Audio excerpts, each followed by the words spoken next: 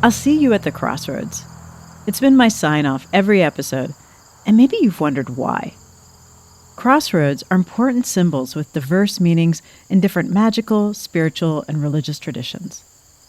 For me, they represent big life choices. Do I take this new job? How do I have this hard conversation? Should I start a family? Facing the crossroads is facing a decision.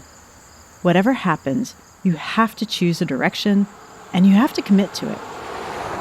And sometimes, these big life crossroads are magical, spiritual, or religious. Jennifer Kim is a 39-year-old New Yorker, and she followed the path of becoming a mudong, an indigenous Korean shaman.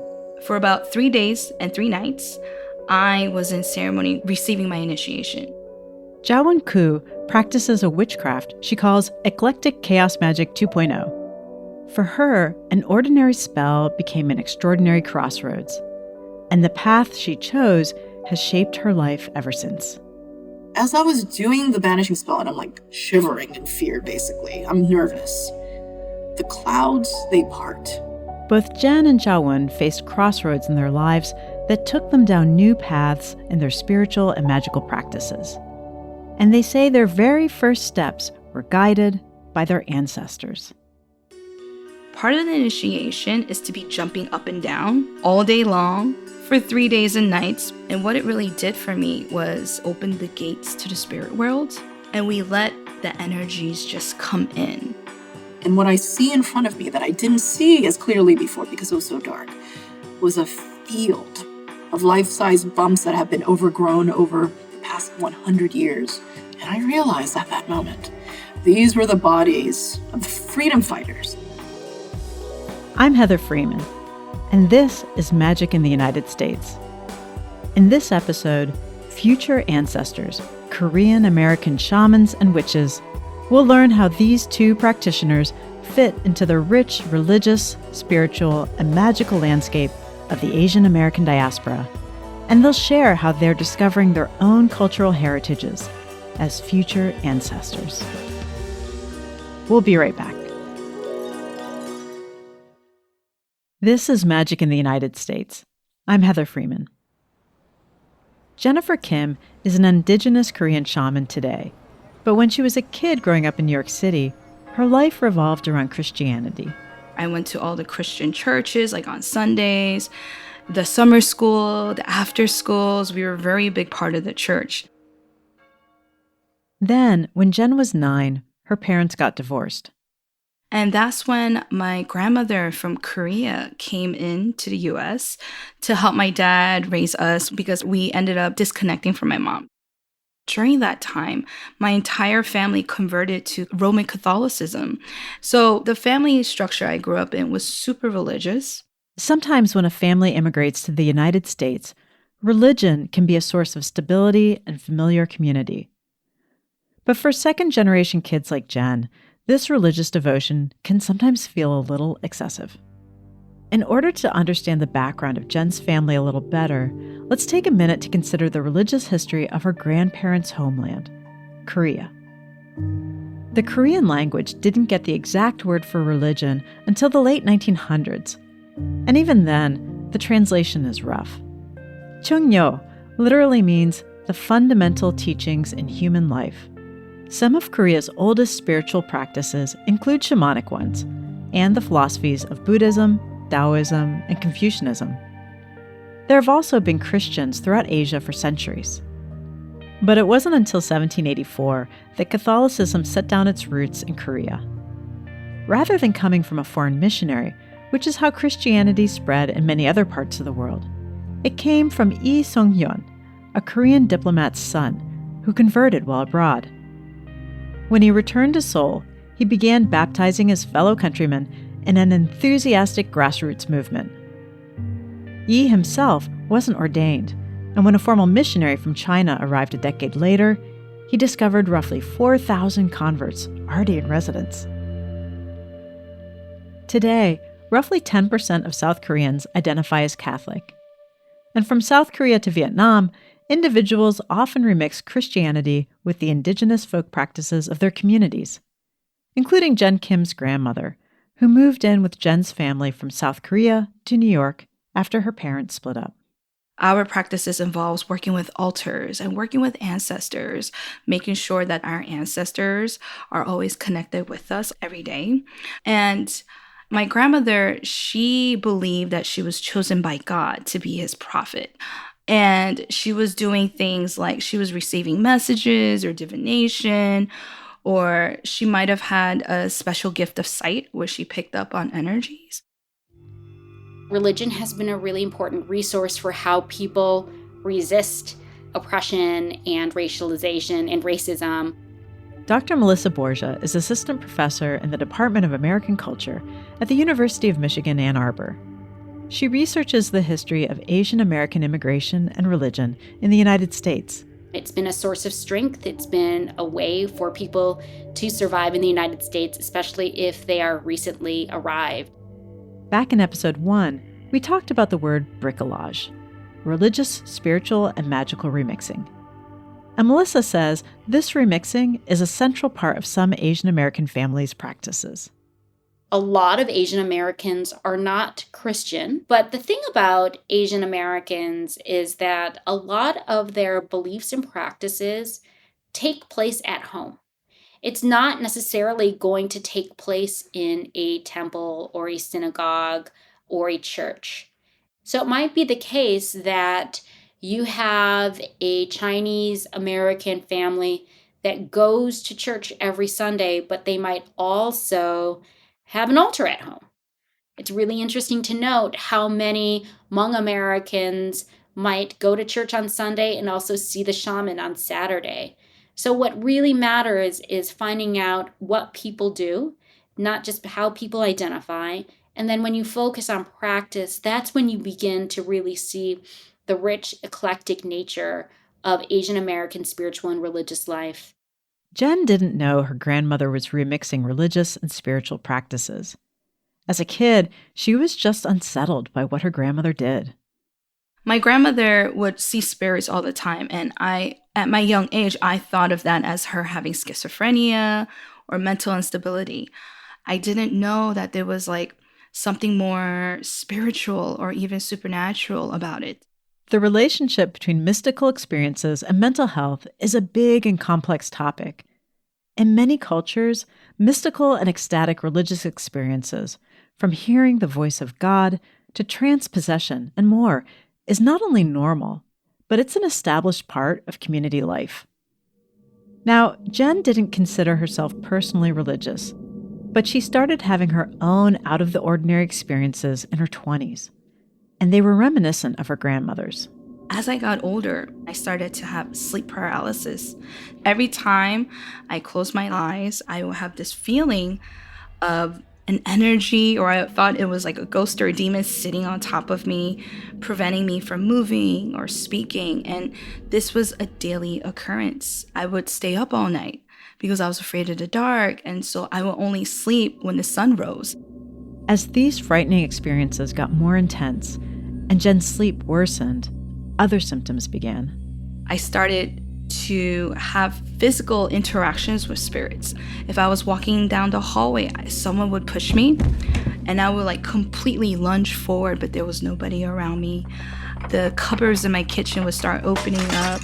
These incidences were gradual, but once they started happening, it started snowballing and spiraling into bigger things. And then, when she had her first son, things hit a tipping point. Jen started to wonder whether her challenges might be culturally rooted. So, after the birth of her son, and at the end of her rope, she gathered courage and reached out to her estranged mom. Her mom had maintained connections to the Korean community that Jen didn't have. Her mother was skeptical that Jen's problems had a spiritual cause. Still, she agreed to take Jen to Korean folk spirituality specialists, mostly to demonstrate that the problems weren't supernatural. She took me around to our, we call them Saju masters. Saju is Korean astrology. A lot of times we don't call them astrologers. Actually, we call them philosophists, like a philosopher, someone who's studying the art of time and shifting. So we went to a bunch of philosophers, But she finally took me to a shaman after I threw a major tantrum because my mom would not accept what was happening to me and what I was saying. So when she finally took me to a shaman, that's when everything changed. Let's pause in Jen's story for a minute and consider a word: shaman. The word shaman comes to us from the Tungusic peoples of Siberia, who actually use the word saman to refer to a certain type of practitioner. David Shi is Manchurian American, a shamanic worker, and a folk magic practitioner. That type of practitioner is someone who was chosen by the spirits, almost always before they're born, to serve as the bridge between the human worlds and the spirit worlds. Those spirits that chose you to become a shaman, they are basically with you for your entire life. And so that partnership forms at the birth of the human. Shamanic practices generally include one of two things: spirit possession or spirit flight, in which the shaman travels in a trance-like state to the spirit world. For example, in Korean indigenous shamanic practices, some shamans are more likely to use spirit possession, while others are more likely to use spirit flight. And shamans perform these rituals to serve their communities, both the human and the spirit. In the United States and much of Europe, the word shaman has become disconnected from its cultural roots, especially after the counterculture movements of the 1960s and the emergence of New Age.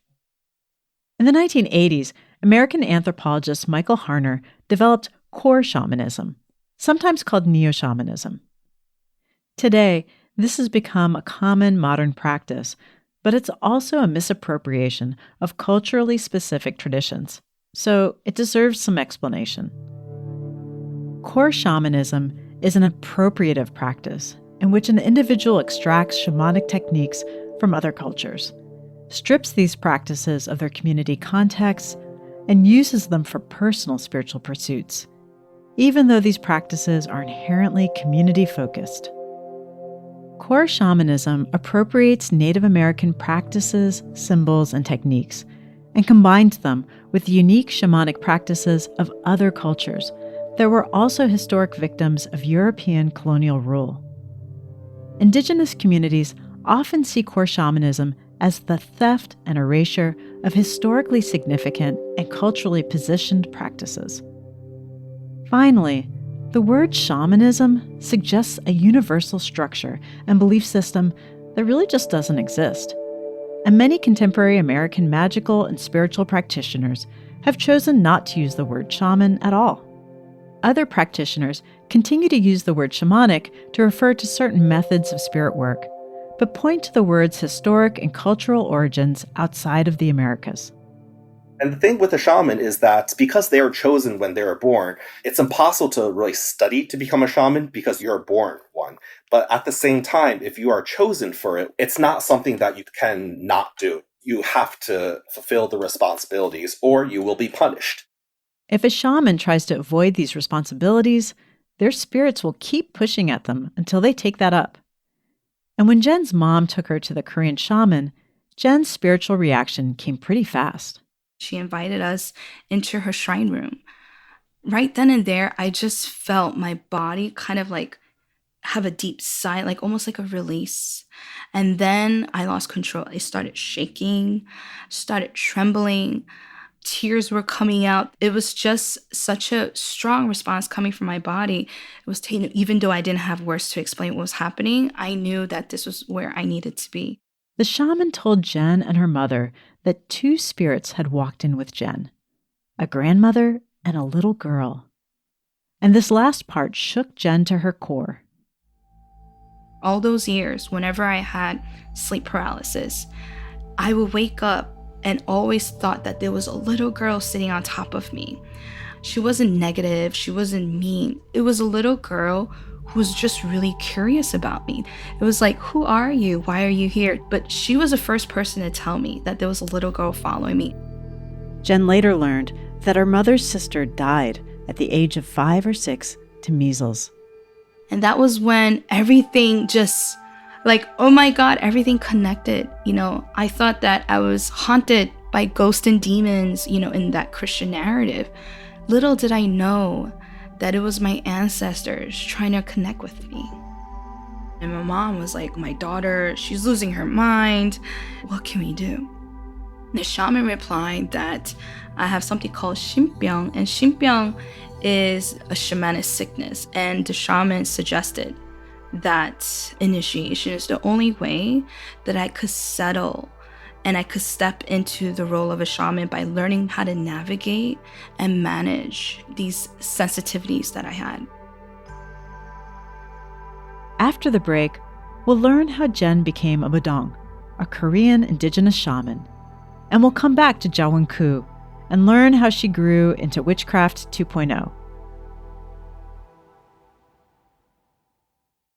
This is Magic in the United States. I'm Heather Freeman. A few months later, Jen traveled to Korea with the shaman, her spirit mother, and for 6 weeks, they traveled all over Korea, acquainting Jen with the spirits and ancestors of that land. By doing that, we were bringing in the energies of the land, connecting with the ancestral land and the ancestors and the guardians of that place. And then I finally went into Kirongsan, which is known as the Dragon Phoenix Mountain in Korea. It's a very sacred mountain and is very well known for their shamanic activities.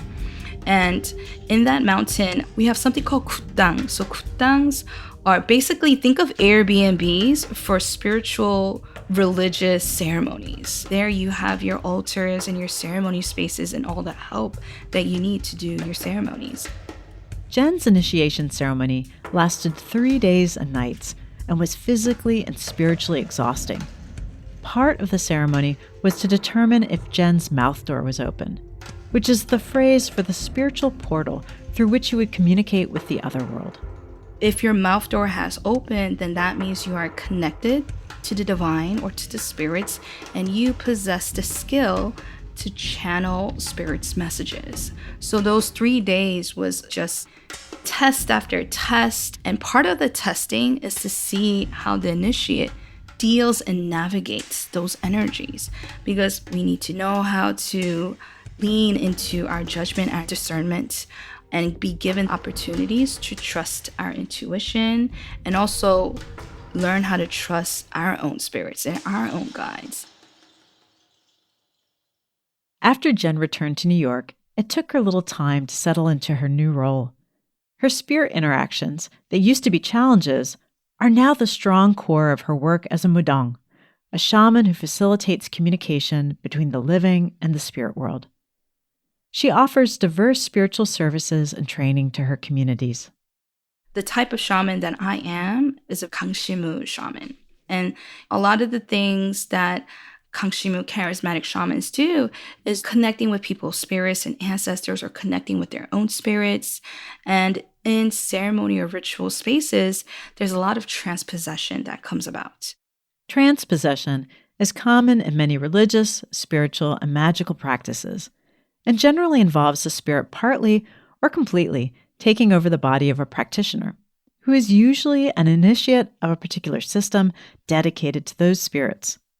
This happens along a spectrum and might look like a Wiccan priestess relaying an inspired message from the goddess of the moon to her coven, or an evangelical Christian being consumed by Holy Spirit and delivering a ministry, or an initiate of Vodun being bodily possessed by Loa and sharing a dance with their community. Spirit possession is a big topic, but by and large, this is a service to a community.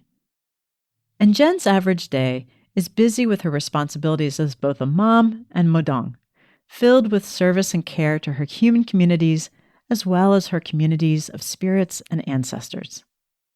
When I wake up, I'll go to my shrine and altar room and I'll peek my head in and I say, good morning. I hope everyone rested well. It's including them in my life in little ways. And, I have kids, so I make sure my kids are settled in first. And then I start my day with changing out the water offerings that are given daily. And then I go into my prayers of just meditation. And then I work with my clients. So if I have private sessions for that day, I help people connect with their ancestors. being Korean American and born and raised in New York City, a lot of people like myself are disconnected from our culture. And a lot of my work is to teach our culture and the ways we work so that we could foster a deeper connection with our spirits, but also build a deeper relationship with our land, like with the earth, like how important soil, water, and things like that is. So that's an important aspect to our spiritual practices. Chaweon Koo, who we met earlier, has a magical practice that's very different from Jen's spiritual one. It includes witchcraft, angel magic, demonology, human design, and even digital technology. Religiously, she identifies as an atheist and has ever since she was a child and spent time in Korea with her Christian grandparents. One night I had a particular nightmare, and I remember waking up and calling out for whoever, and my grandmother comes in and she starts spraying holy water around the room. And even at that age, I was like, come on, give me a break, right? I thought, what I need right now is something different. I needed a hug. I needed some comfort. But instead, I saw her doing this thing that I felt was superstitious. And that's crazy coming from like a 4 or 5-year-old, but I really felt like it was superstitious. And so that's one of my first memories of me thinking that this whole Bible thing, Christian thing, was not for me. As she grew up, she started exploring magical practices, starting with astrology. When I was a young teenager, astrology wasn't what it is today. Back in the 1990s, we were like in the throes of the typical woo-woo pop astrology. Astrology was really looked down upon. You were laughed at if you were into astrology or tarot cards. So I was like, oh, can't tell anybody about it. But that's what I was really into.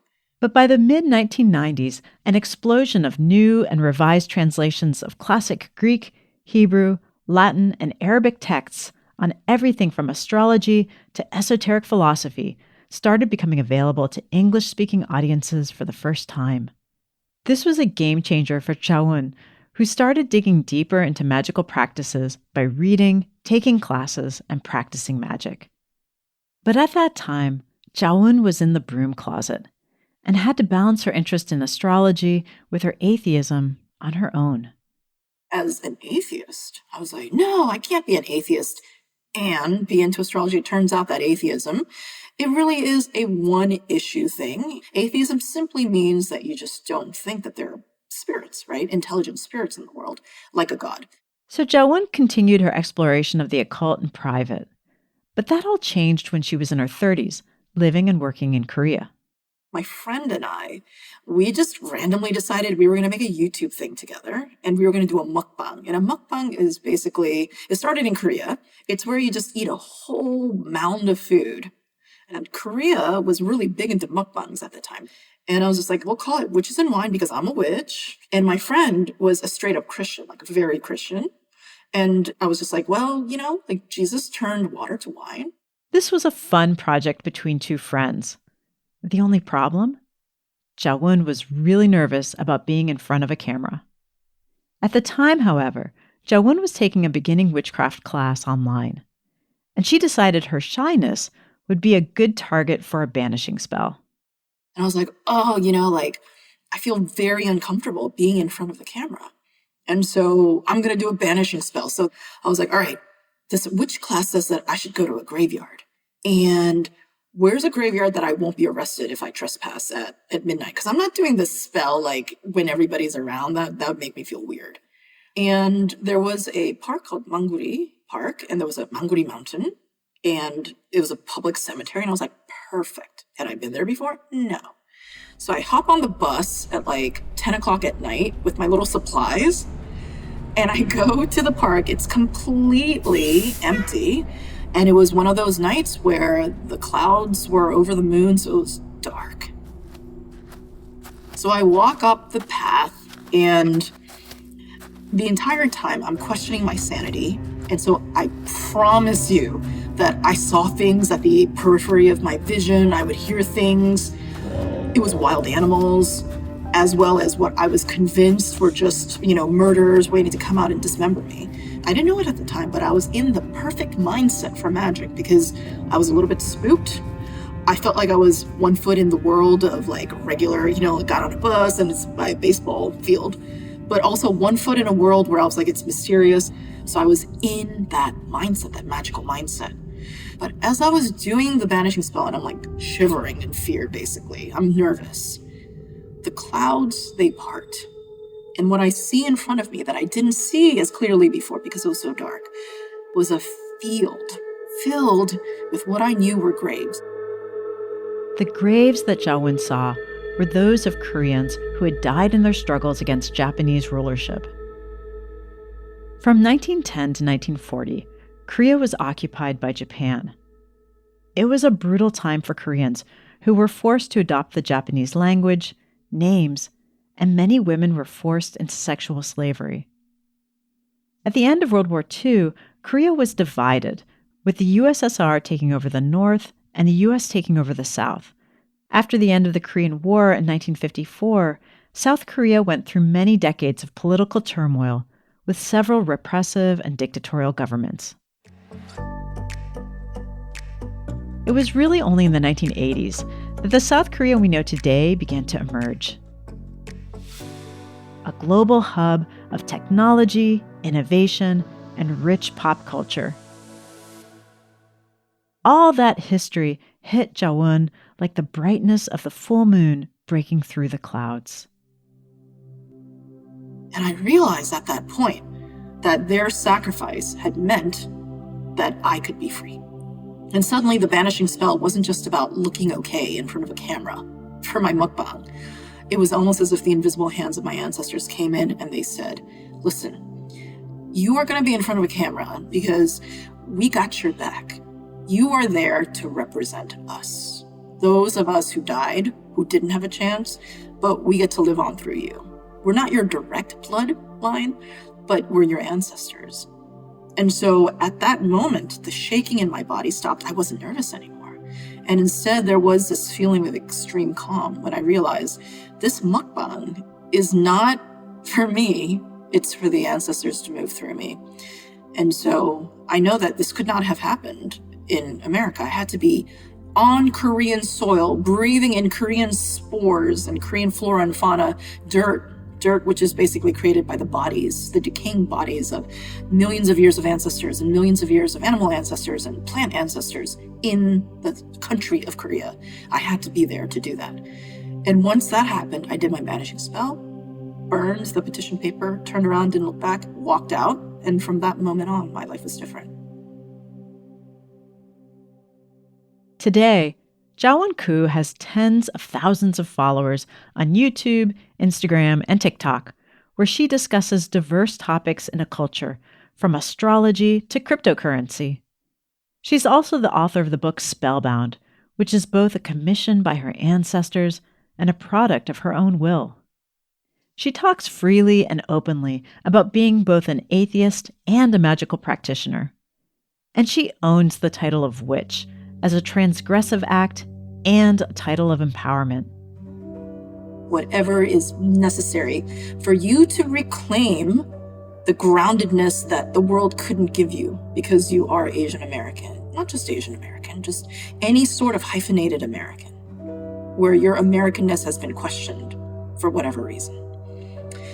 That's where magic can come in, because the magic is so much based upon standing on top of the shoulders of our ancestors, because the invisible hand of your ancestors, it is powerful. It will shove you, it will push you, it will jerk you around, it will do whatever it can, but you will feel it. And I think a lot of people would be pleasantly surprised, shocked to see that this road has opened up for them.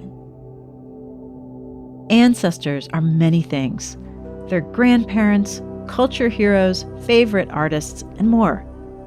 And you and I, we too will someday be ancestors. Whether it's through our children, our creative works, our community involvement, or our friendships, we will all have descendants who look to us when we're gone.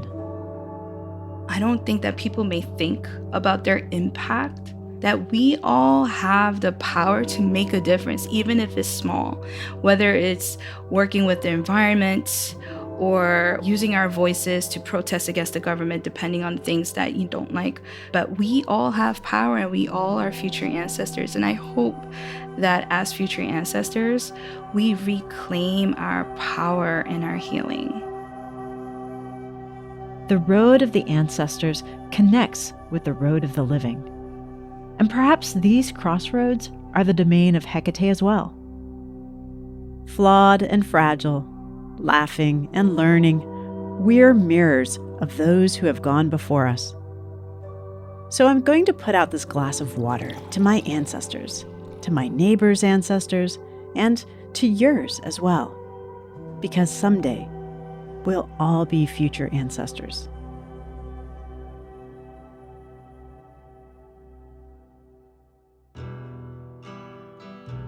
We hope you enjoyed Season 1 of Magic in the United States and that it sparked your curiosity to learn more about the religious, spiritual, and magical histories of this amazing country. There's more American magic than you can shake a broom at, so we'll be back in April with more stories of the occult, the esoteric, the mysterious, and the maligned, and the amazing practitioners who walk these crossroads. Do you have an idea for an episode of Magic in the United States? We'd love to hear about it, and we'd love to hear any feedback as well. If you're a magical practitioner, healer, or participate in a folk spirituality or marginalized religion, we'd love to hear how your practices fold into the complex tapestry of American cultural history. So give us a ring. Leave a voice memo at 980-277-4402 or at magicintheunitedstates@gmail.com. We might include your story in a future episode. In the meantime, we'll try to ensorcel you into coming back for Season 2. Satan was an easy person to blame because he can't really argue back for himself. But I think when it comes to neo-paganism, what it really did was it vilified neo-pagans and kind of forced them underground. Because a lot of people, when you see your dead dad who's been dead 40 years in front of you, okay, am I hallucinating? And I'm like, no, you're not hallucinating. No, your dad loves you and he came back. Let's talk about that. So that happens a lot. The Curies investigated seances. Thomas Edison worked on a device to talk with the dead. Politics, art, science, technology. And a lot of that has been written out of history. There's a lot more magic in the United States. So, wherever you are, the East, the West, the North, or the South, magic is everywhere. I'm Heather Freeman, and I'll see you in April for Season 2, right here at the Crossroads.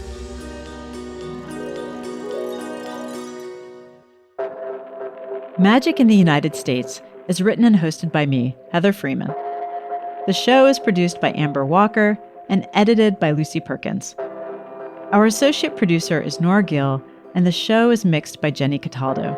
Fact-checking by Dania Suleiman. The executive producer for PRX Productions is Jocelyn Gonzalez. The show's music is from APM Music and Epidemic Sound, and our project managers are Edwin Ochoa and Morgan Church. Thanks to guests Melissa Borgia, Jennifer Kim, Jawan Koo, and David Shee. Special thanks also to Jihei Robinson and Stephen Quach for additional interviews, and to Mimi Koo and Shenxing Han for very helpful communications. Thanks to the episode advisors Abel Gomez and Corey Hutchison, along with the other humanities advisors, Helen Berger, Danielle Boas, Yvonne Chareau, Chaz Clifton, Daniel Harms, Thorne Mooney, Sabina Malyoko, and Meg Whalen. Finally, a big thank you to the families, friends, and colleagues of the entire production team and for your support throughout this project. This includes Swazi the cat and all our foster dogs. This production was funded by a grant from the National Endowment for the Humanities and the University of North Carolina at Charlotte.